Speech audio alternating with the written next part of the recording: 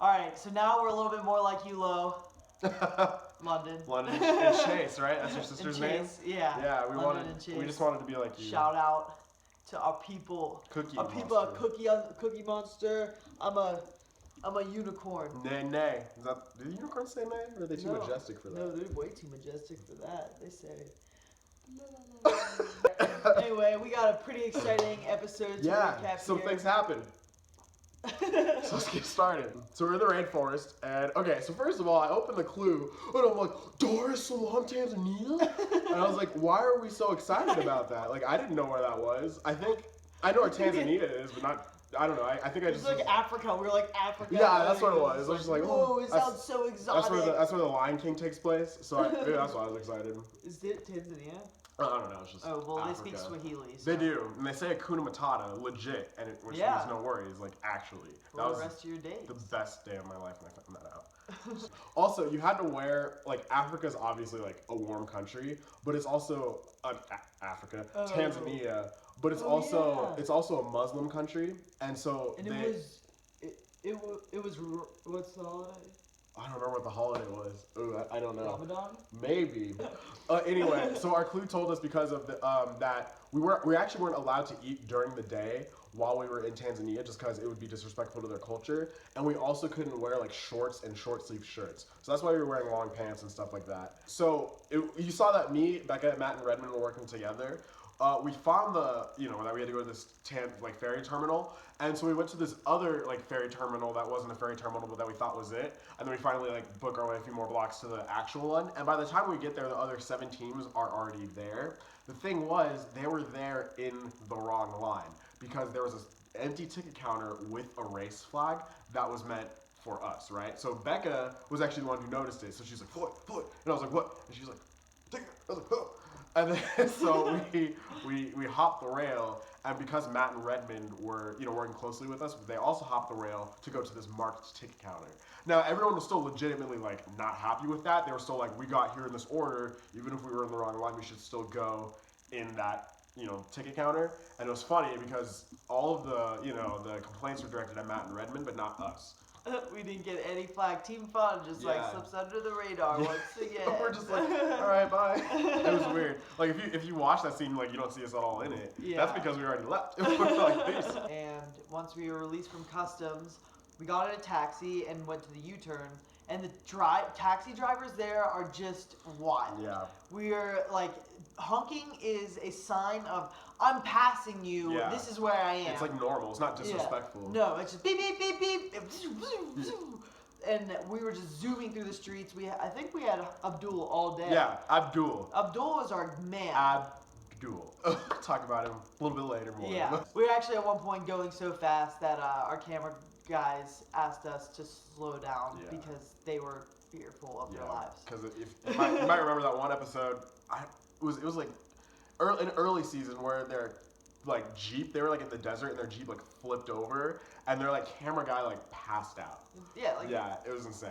It happens. So they were slow down. Yeah. And we were but this is awesome. We're zooming past all the teams. Yeah. And they're like, no, seriously, slow down. Yeah. So the desk challenge. Okay. Ooh. So first of all, after we get to the U-turn board and open our clue and we decide to go to the desks, then either detour, we had to put on these Crocs because we had to wade through the water to these the African sailboats. And there was they showed a second of this. I was ready for them to show a whole 10 seconds of it.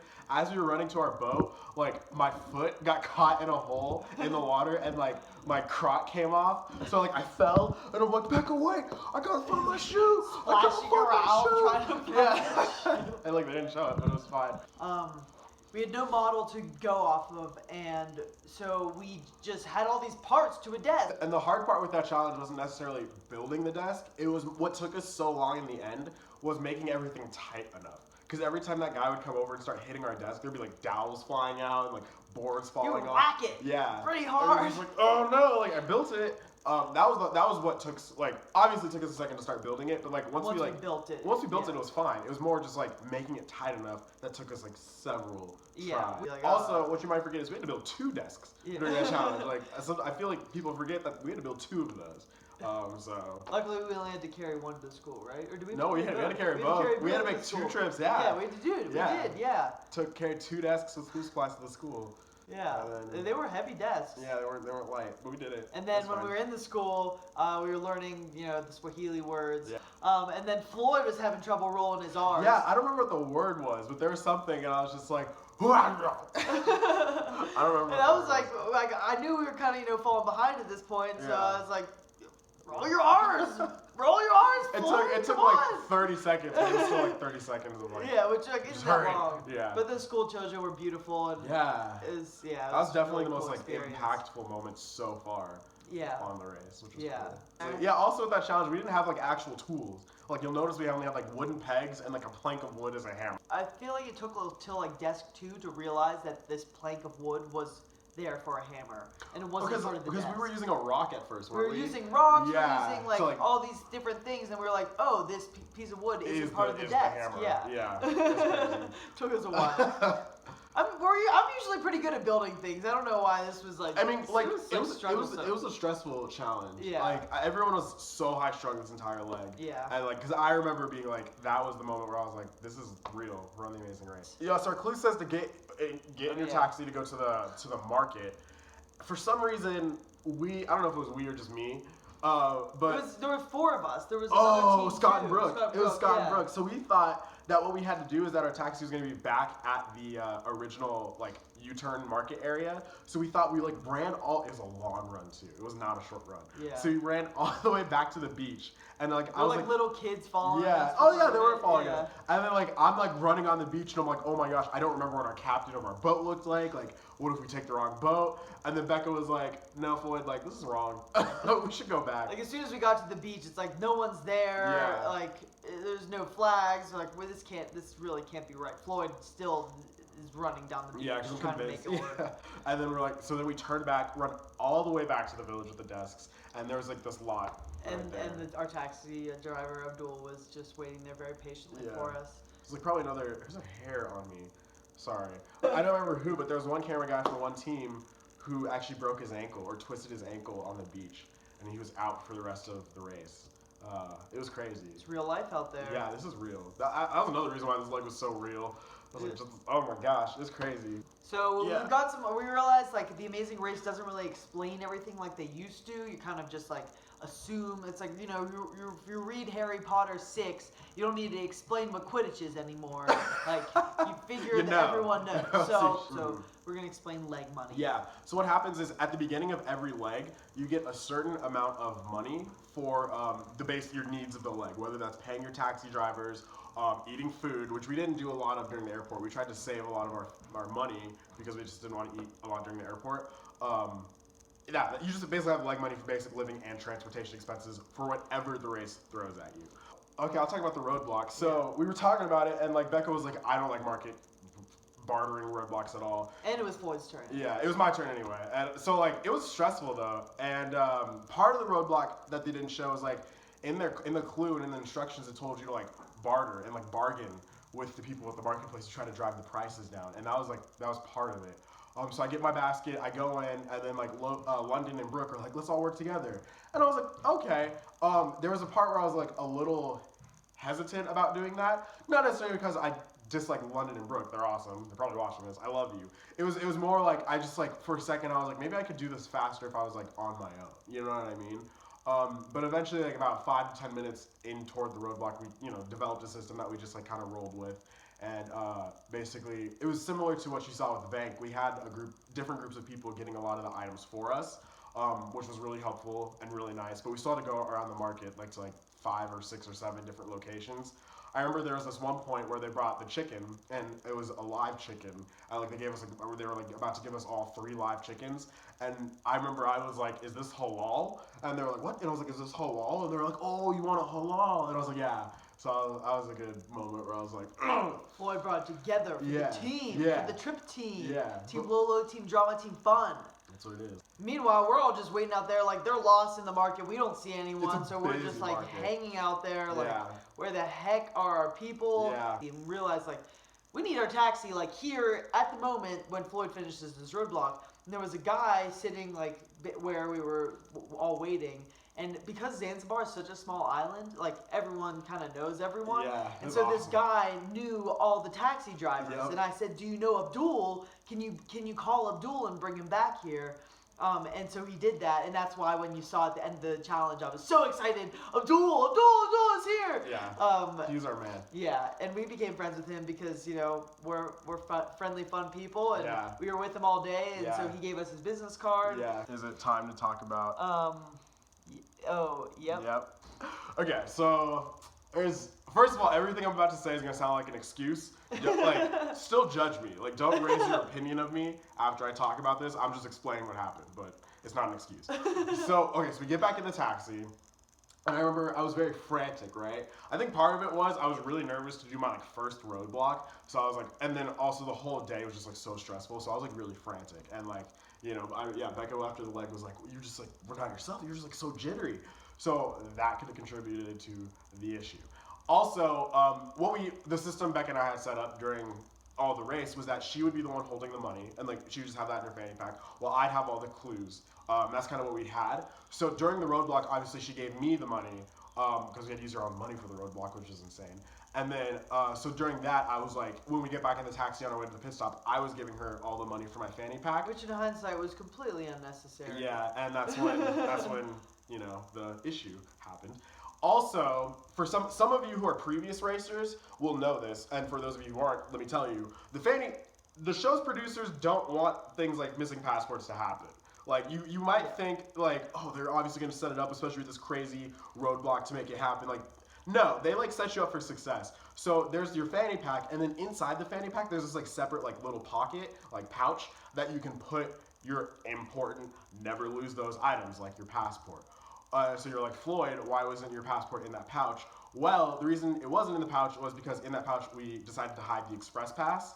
And we have this rule that, again, not an excuse, so don't think any better of me, but I'm just saying, in that pouch was the express pass, and we decided not to put anything else in there, or else, because if we opened it and people caught a glimpse of it, we're like, oh, frick, So that's why my passport was just kind of out and about in my fanny pack, and it fell out when It's taking the money Yeah. out. Yeah, we obviously didn't notice it, and we didn't notice until after you check in at the pit stop with Phil. Yeah, our camera guys didn't even notice it. They were talking to us, and they're like, "Yeah, we didn't get we didn't even get a shot of it. We didn't know it happened." Usually either. they'll zoom in on the drop passport. I was ready for them to do that. Maybe when they watched it back, they would have found it, but no. So after we check in, you go into a little production zone where you're checked in. You make sure you have your ID and your passport. Check what time did you register? And what time are you gonna leave? You're just basic logistical things. Yeah.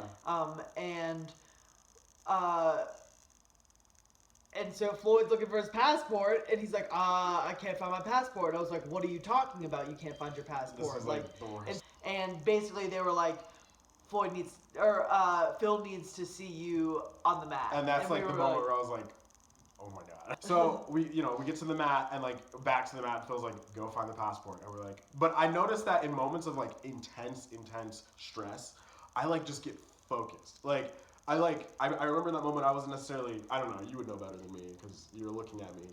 But I wasn't freaking out. I was like, we have to find it. Also, I knew for a fact that it was in Abdul's taxi because during the roadblock, because there was so much money coming out of my fanny pack after every item that we got or every transaction that I'd make, I double checked to make sure my passport was still in there. So again, don't think any better of me, but I knew it could have been. Think a little bit. It could have been so easily in the marketplace, especially based on the structure of that roadblock. You know what I mean? It could have so easily been there, but I knew it wasn't because which is very good to know. And so we go down to the front, and we are trying to call on this phone, and it's not working. So he's like, maybe try step outside, and we go outside, and Abdul is just waiting there. He knew where he was dropping us off because we told him the directions to this place when he was driving us there, and he had just come and was saying that, and I was like, Abdul, is that you? Abdul? I was like, I knew it was him, and then I was like, doubted it, because I was like, this kid is too good to be true. How could he be right there? Well, what's funny is if you can watch this moment again, or if you go up, it looks like, I'm like, Abdul, and it looks like I'm about to hug you. Yeah, I want to talk, and we both, like, approach him with this big they hug. also told us, like, that's not good Like, in their don't culture. hug you. Yeah, like, just public displays of affection like that are not good. We're like, So we're just like, oh, I love you so much. Okay, so then, running back up. So we run back up, and we're running up the stairs, and I'm following Floyd up the stairs, and this is actually, so if you notice, during that moment when I flinched that punch at Floyd, we're actually going up the stairs, because this is when that whole dramatic interaction occurred. So I see the ID on the ground, and then I notice Floyd's passport, or I notice Floyd's fanny pack is gaping open, and that's when I called him an idiot, and I wanted to punch him so badly because not only did he just lose his passport, but now he's dropping his ID, and I'm like, what are you, like, pay attention to your stuff. And what happened was the ID was actually in the passport. So, like, when Abdul had our passport, my ID was tucked in there. So, like, as we were running, like, we didn't know, obviously we didn't know that. Still not an excuse. Also, for all of you who are, like, calling out Becca for, like, doing that, like, come on. Like, can you blame her? You know what I'm saying? Like, that was I almost made the stupidest race mistake ever. It's a stressful situation that, like, very few human beings are ever in, to be on The Amazing Race, and then also to be in that situation. Like, you can't blame the woman, okay? You don't, like, stop. I obviously could have reacted better. No, and didn't need to be so mean about it. Yeah, but if there's, like, any negative reactions, it's like, some of them are going towards her when they, like, should be going towards me. Yeah, come on. You don't lose your passport on The Amazing Race. Comment on this video. Rookie comment mistake. below why you hate Floyd. Just kidding. Don't do that. I'll probably start crying. I'm sorry. We get to the mat. So yeah, we got to the mat for the second time, and feeling greatly relieved. Also, though, I was like still just like, wow. Yeah, you could see it in your face. Watch Becca's face during the entire thing. I'm like, and she's just like, Floyd. The wrath of Becca will rain upon you. That's so scary. Yeah, a little bit of the. I grew up with older brothers, so the violent tendencies has seeped into me a bit. Sarah has this wonderful suggestion that I should drop some beats, and you can go on YouTube. Hopefully, I'll just put that link in the bottom comments. And we had an awesome freestyle session with Phil on the mat. Yeah, first time in race history, probably his first rapped. time. Yo, maybe. No doubt. Yeah, no doubt. And Phil broke it down, and Floyd had a good rap. Had a good one. Yeah, it was good. I was like trying not to cry. But you know, just once again, like freestyling is one of those things where like it's super goofy and super weird and absurd, and but it totally like just brought joy back to that moment. It calms us down in general as people. It's something that we've learned. It's definitely not easy. A lot of people are way too afraid to try freestyling. That's like the hardest part for a lot of people is just trying. Just try. Just try. You know what I mean? It's not. You don't. It's if you think I don't know what to say, it doesn't matter because you don't think about what you say. You just start talking. Yeah. Like Phil, he didn't really have like a rhyme. Like, he didn't have much swag to go with it or much rhyme, but what he did have was the effort. Yeah, which is and that's why he earned a fun meter. Yep. Fun meter. Yep. Fun. It was a fun meter then. No, watch fun the meter. Yeah. That was the first moment the Fun-O-Meter was in blue. Yeah, you can see it. Actually, it's kind of funny if you watch when we're first getting like told that we need to go back on course and to find our passports. Both of our fun meters are still in the red zone. But like it's a lie. And then we come back and they're like kind of in yellow. It was fun. Literally, as soon as we saw Abdul, it was like yes. So we want to interact with you.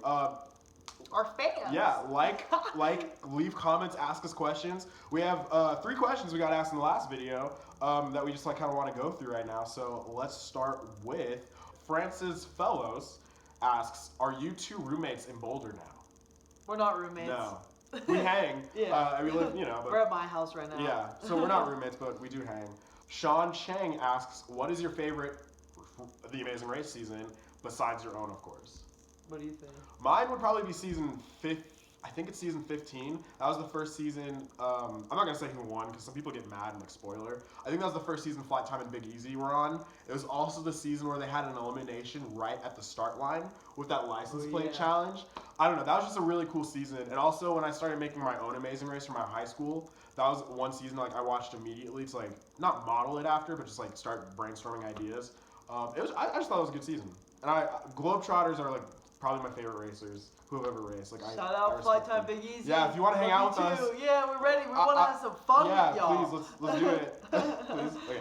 Lastly, KX Slave. KX Slave maybe? I don't know. Asks, what do you think about Shamir and how he was acting? I think that Shamir is a good-hearted guy. Like, there's no doubt about that. And I think it was actually in Zanzibar where we were at the pit stop. Yeah, we were at the pit stop, and Team Lolo bought everyone a beer on their dollar, and we all just sort of sat and watched the sunset together. Even though we weren't allowed to talk with each other, we snuck in a few words, and he was definitely just so grateful for this experience and was actually tearing up for just the opportunity to be on this show and have this experience. He's definitely a good-hearted guy. I would say, like the way he reacted during that whole rappel challenge and other times, like, I don't think he reacted the best, but like, yeah, he's a good-hearted guy, and like he just wants to be shown the same love and respect as anyone else, and he didn't feel like he got that during that challenge where his balls were in a twist. Yeah, and like again, realize we're regular people in this extraordinary situation. You know what I mean? The Amazing Race is scary. So I mean, sometimes it just brings out reactions in you that honestly could bring out an average human being. You know what I'm saying? So you can't necessarily judge if you haven't been in it. And if you have been in it, still try not to judge. But you gotta judge. That's like what we are. Our adrenaline's pumping literally 24/7. Yeah, so. It's very stressful. Yeah. Awesome. So yeah, next week we're gonna be out in Vegas with a bunch of the cast. We're super excited to get everyone together. We'll have a recap with everyone. Yeah, it's gonna be fun. Cause talk about what you're doing in Vegas.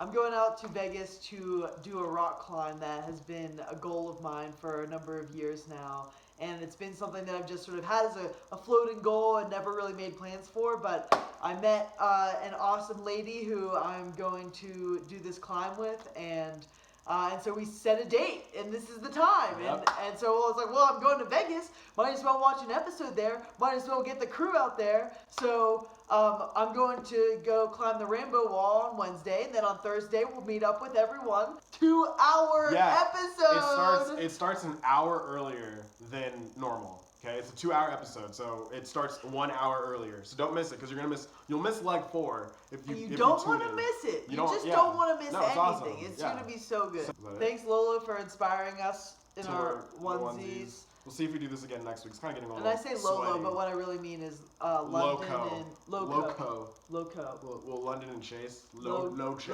Chelo sounds a little too like something else that's not. Like J-Lo? No. And then, again, follow us on Twitter and Instagram, @FloydJP3. @Becca_beatbox. @Funstoppables. Funstoppables. #Funstoppable.